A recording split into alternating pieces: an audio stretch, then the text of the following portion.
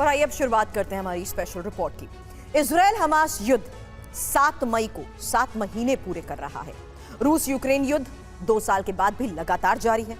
अब आने वाले कुछ दिनों में दोनों युद्ध की दिशा बदलने जा रही है। पूरी दुनिया की नजर 2 मुलाकातों पर टिकी हुई है। ये मुलाकात मिडिल ईस्ट से लेकर यूरोप तक जारी दोनों जंग का नया भविष्य तय करने वाली है। एक मीटिंग के किरदार नेतन्याहू और हमास है। दूसरी मीटिंग में 2 शक्तिशाली लीडर रूसी राष्ट्रपति पुतिन और चीनी प्रेसिडेंट शी जिनपिंग एक साथ होने वाले हैं। दोनों मुलाकातों को लेकर सबसे ज्यादा टेंशन में यूएस प्रेसिडेंट जो बाइडेन है, क्योंकि सीज फायर पर नेतन्याहू बाइडेन की एक नहीं सुनी जा रही है। दूसरा, पुतिन और जिनपिंग का मिलना अमेरिका और यूरोप के लिए नए खतरे का कैसे बड़ा संकेत है, इस रिपोर्ट में समझिए।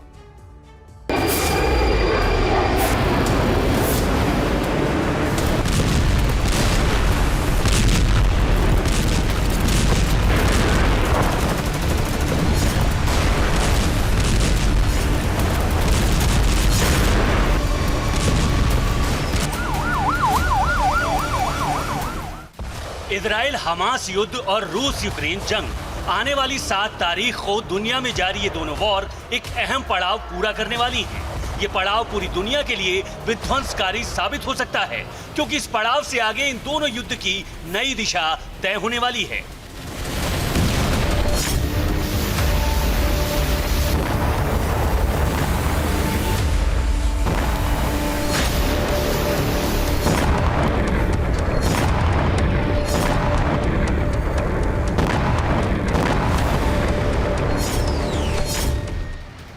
मई को इजराइल हमास के बीच जारी जंग 7 महीने पूरे करेगी। इसी 7 मई को व्लादिमीर पुतिन एक बार फिर रूस के राष्ट्रपति के तौर पर क्रेमलिन में अपना नया पदभार संभाल सकते हैं। 15-16 मई को पहली यात्रा पर बीजिंग का दौरा कर सकते हैं। यहां वो चीनी राष्ट्रपति शी जिनपिंग से मिलेंगे।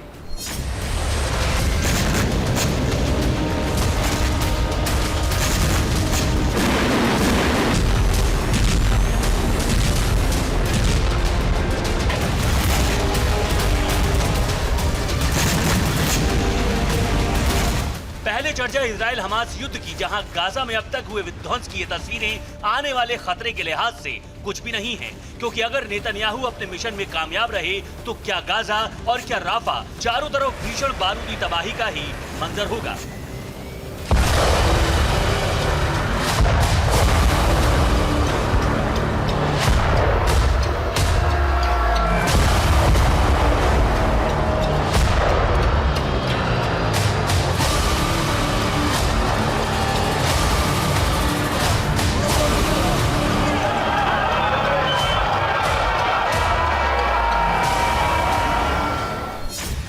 गाजा ही नहीं, बल्कि 7 मई के बाद रूस यूक्रेन युद्ध में भी एक निर्णायक मोड़ आएगा। पुतिन अगले 6 साल के लिए एक बार फिर क्रेमलिन की सत्ता पर काबिज होंगे। इसके बाद वो जल्द रूस यूक्रेन युद्ध का समाधान निकालने के प्लान पर आगे बढ़ेंगे। अब ये प्लान क्या यूक्रेन की तबाही से जुड़ा होगा? जानकार इससे इनकार नहीं कर रहे हैं।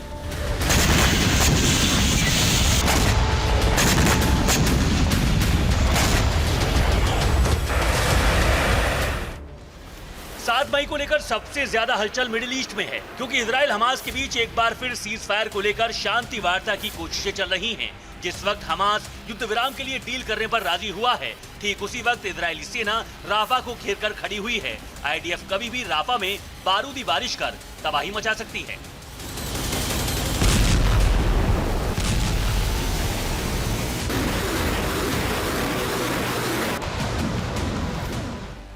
राफा में एक्शन से पहले नेतन्याहू ब्रिगेड ने गाजा में बड़ा हमला किया। इस्लामिक जिहाद राफा ब्रिगेड के एक वरिष्ठ कमांडर ईमान ज़ाराब को मार गिराया है। आईडीएफ के मुताबिक दक्षिणी गाजा में हवाई हमले किए गए, जिसमें ईमान ज़ाराब ढेर हो गया।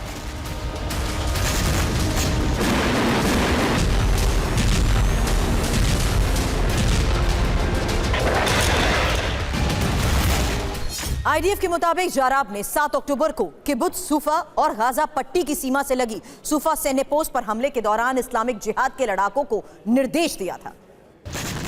इस बीच युद्ध विराम के लिए तैयार हुए हमास ने अमेरिका से एक गारंटी मांग ली है। हमास ने कहा है कि वो किसी भी सीज फायर डील के लिए तैयार है, लेकिन ये तब संभव होगा जब उसे अमेरिका से इस बात की गारंटी मिलेगी कि सीज फायर के बाद इजरायली फोर्स राफा में हमला नहीं करेगी। हालांकि अमेरिका हमास को किसी तरह की गारंटी देने की हालत में नहीं है, क्योंकि नेतन्याहू सीज फायर पर बाइडेन की बात नहीं सुन रहे। नेतन्याहू कह चुके हैं कि कोई युद्ध विराम हो या ना हो, वो राफा में हमला जारी रखेंगे। इसका मतलब ये हुआ कि इजराइल की तरफ से सीज फायर नहीं होगा। आशंका यह है कि राफा को घेर कर खड़ी इजरायली सेनाएं 7 मई के आसपास राफा में बड़े ऑपरेशन की शुरुआत कर सकती हैं। नेतन्याहू के युद्ध जारी रखने की जिद के बाद हमास की तरफ से भी अच्छे संकेत नहीं मिल रहे हैं।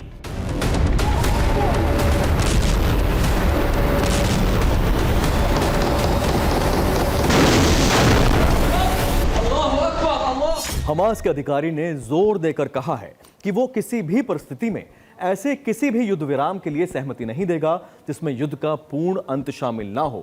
इसमें गाजा से इजराइल की वापसी भी शामिल होनी चाहिए।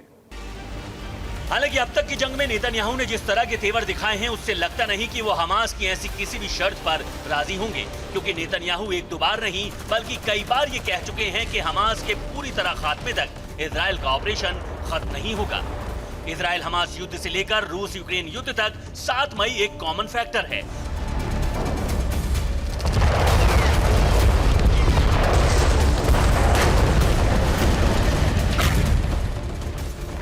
रूस यूक्रेन के बीच 7 मई को लेकर टेंशन ज्यादा इसलिए बढ़ी है क्योंकि 7 मई को व्लादिमीर पुतिन के शासन की एक नई शुरुआत होने जा रही है।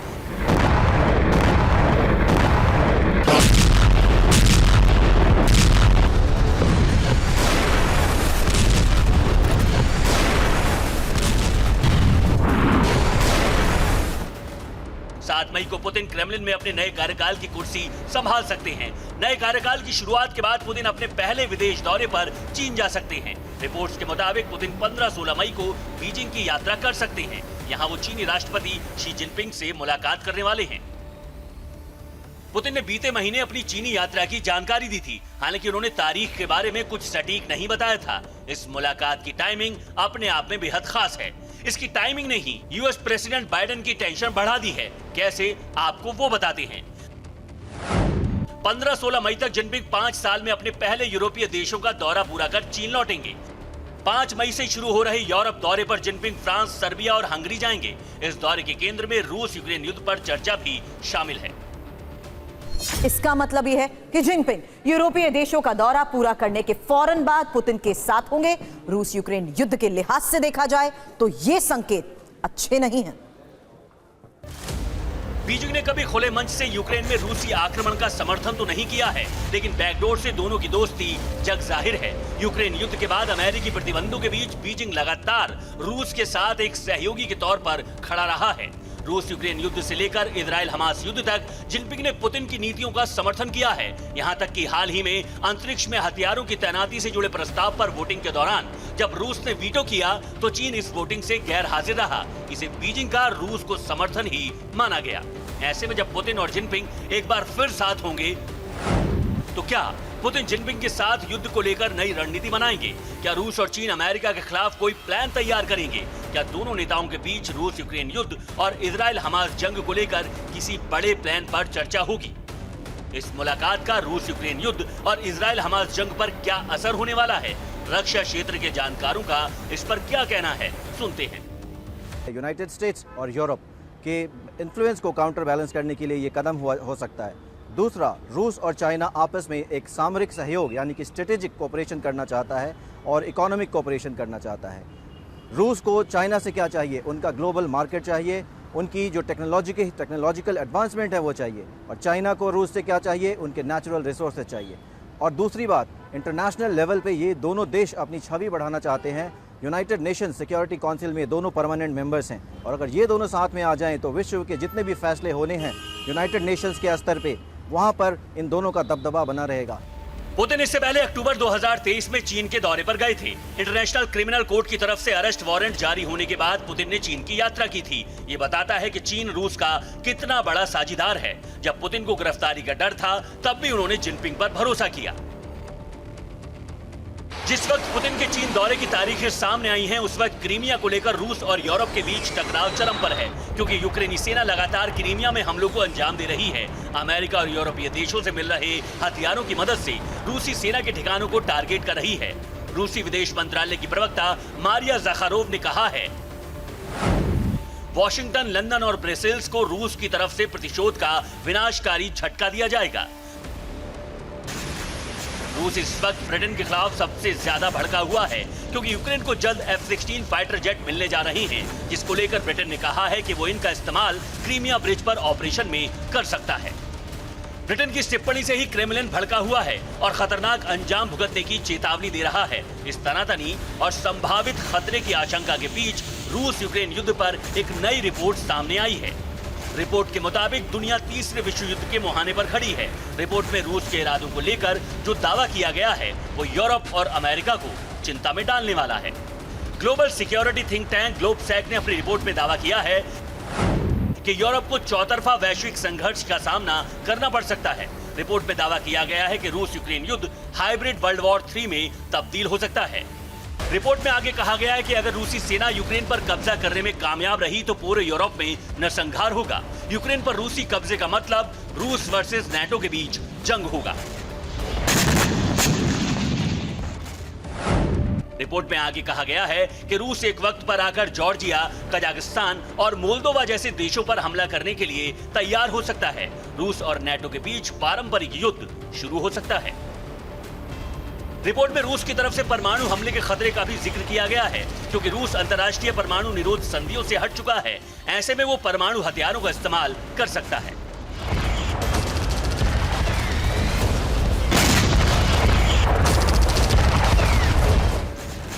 कुछ दिन पहले ही पोलैंड भी नाटो के हथियार अपनी जमीन पर तैनात करने के लिए तैयार हो गया है। रिपोर्ट में एक्सपर्ट्स ने यूक्रेन युद्ध के बाद यूरोप पर बढ़ते परमाणु खतरे का खास तौर से जिक्र किया है।